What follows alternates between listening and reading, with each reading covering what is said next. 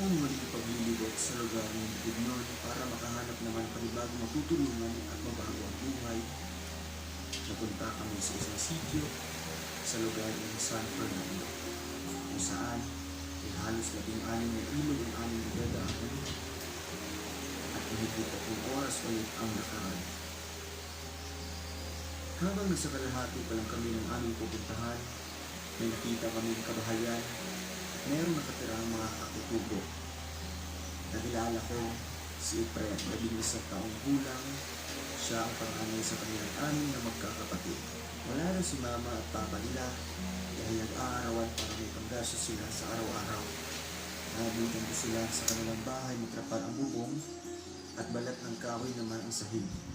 Hindi mo maiiwasan na maaawa ka sa kanila kasi silang 6 na maliliit lamang ang naiwan sa kanilang bahay, kaya si Efren ang responsable sa lahat. Siya ang tagaluto at taga-alaga sa kanyang mga kapatid. Noong una ay nahihiya at natatakot pa sila sa akin, pero kalaunan ay nakuha ko na rin ang kanilang loob. Habang sa kasagsagan ng aking interview, hindi pa pala sila kumakain, kaya sinabihan ko na magsaing muna sila at nang makakain na.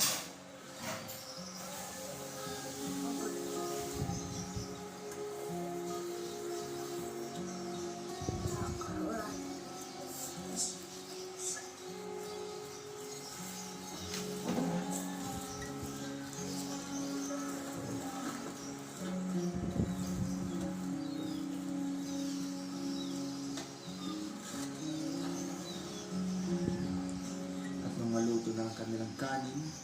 Tinanong ko naman si Efren kung ano ang kanilang uulamin. Biglang sumagot siya. Gutom na? Sa karoon, wala man tayo sudan, no? Kasi yung gusto mong sudan, no? Asin. Asin. Walang reklamo ang kanyang mga kapatid at sanay na sanay daw ito na mag-uulam ng asin araw-araw. Mga kababayan, itong mga bata nito ang sumasalamin sa kahirapan ng ating mga kababayan na nasa kasusulukan ng ating bansa. Doon nakatira, di napapansin at di nakikita. Kaya ngayon mga kalanggang mga karosel, samahan niyo kami sa aming bagong natuklasang lugar at tatawid tayo sa mahigit 16 na ilog at 4 na bundok. Huwag kalimutan, mag-like and share.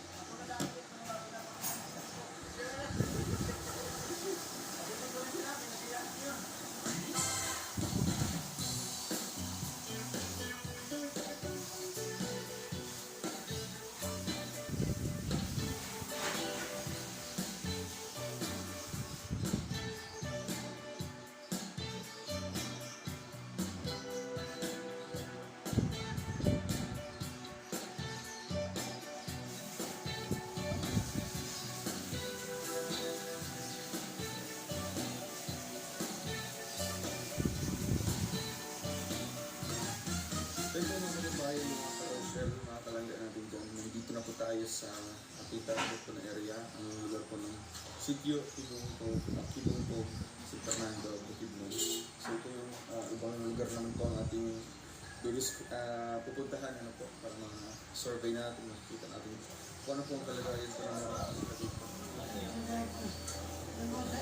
So yun po, mahali po kami ngayon, mga kababayan, mga karosel, para mapunta natin yung lugar. Lalakad po tayo, kasama natin si Dato dito, and siyempre si Toto at yung grupo. Kaya ngayon, magsisimula na po tayo sa ating paglalakad. Oras pa natin is 9:45 na po ng umaga. Maaga po tayo pumunta dito para po maaga dito tayo uwi. So medyo isang oras po yung biyahe po from doon po sa lugar namin, doon sa in-stayhan po namin papunta dito. Kaya tara, lalakad po tayo. Sumali po kami. Let's go!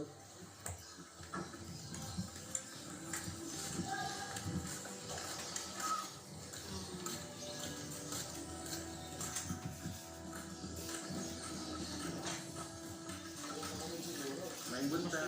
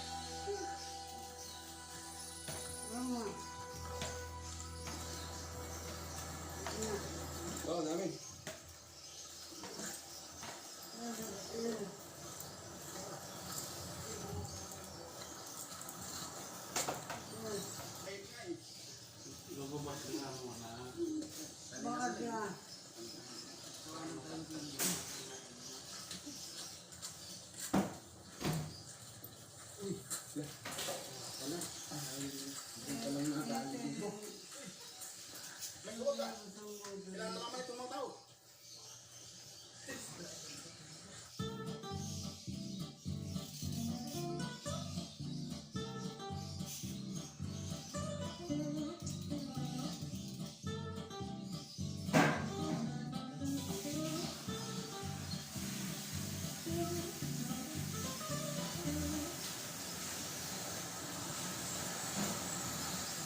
So ito mga kababayan, update ko namin ngayong araw. Ay sa oras ko na ito. Ay almost 2 hours na ito yung lalakad natin. So, kasama natin si Kuya dito. Siyempre yung dati na nasa ito dito sa sitio Kibongko. Kaya yun, siguro ay pa daw po. Para mapuntahan natin yun. Isang sitio dito na talagang kailangan po ng ating tulong. So yun po, tuloy-tuloy pa rin po tayo sa paglalakad. So, let's go!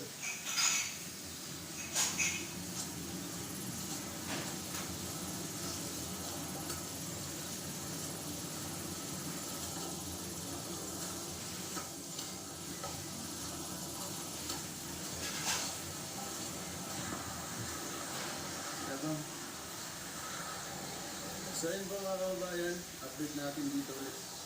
So patawid tayo ng pinakaunang ilog. Ayun po. Ayan. So buti nakatsinelas tayo. Hala, nasbatos. Dito na.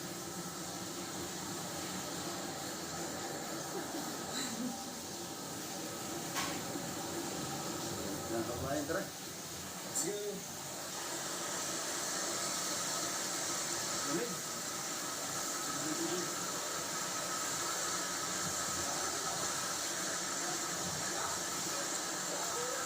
First ilog.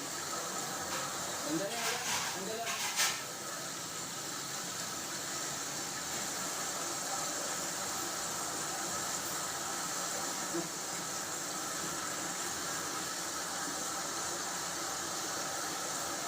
Parang lumot.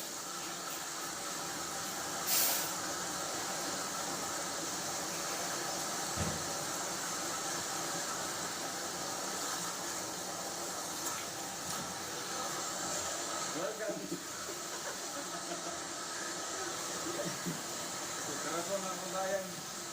And nakasapatos ang ating mga kasamahan. Pero matagal mo! Yan, sa Manila.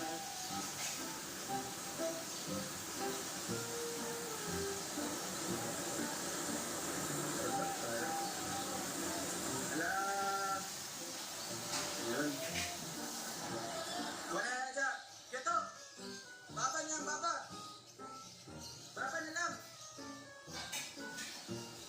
Wala ka! Bro, may mga lumot-lumot, may mga lumot-lumot. Andan! Mga ito, lakas to! Gano'n to, diba? Alam mo, agi ang motor! Hala! Ba? Hala! Gunit! Gunit! Yan! Grabe o! Lahat ng Rosie! Rosie lang sa kalam! Rosie lang sa kalam! Sobrang lamig, no? Ngayon may yelo. Grabe.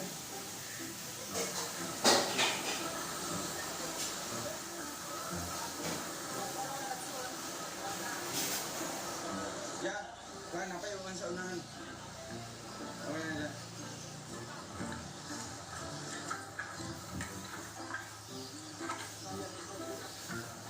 Gilang daw.